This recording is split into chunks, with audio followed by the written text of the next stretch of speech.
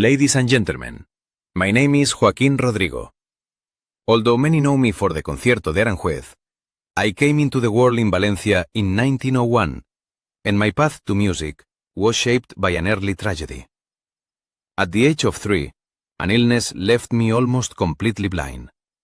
But what I lost in sight, I found in sound.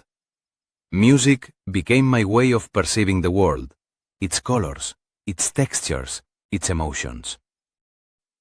I studied first in Spain, and then, thanks to the encouragement of my teachers, I traveled to Paris. There I worked with the great Paul Dukas, whose rigor and refinement shaped my craft. Paris in those years was alive with creative energy.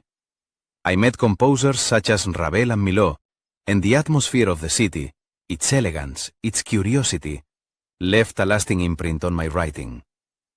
I learned that clarity and imagination can live side by side.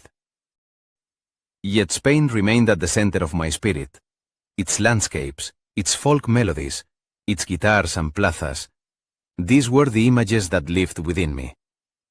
And so, when I composed the Concierto de Aranjuez in 1939, during a difficult period of personal and national upheaval, I wanted to create something that expressed both sorrow and hope.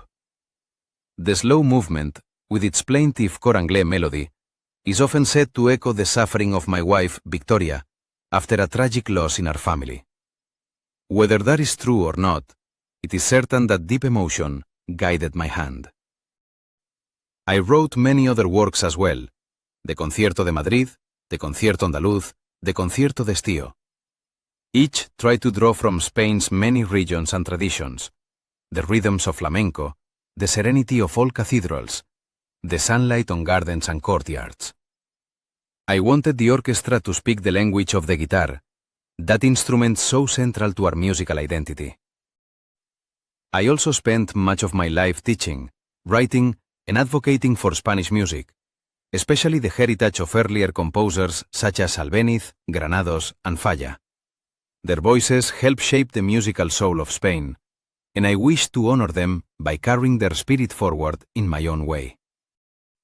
I lived most of my later years in Madrid, composing well into old age and sharing ideas with younger musicians who came seeking guidance.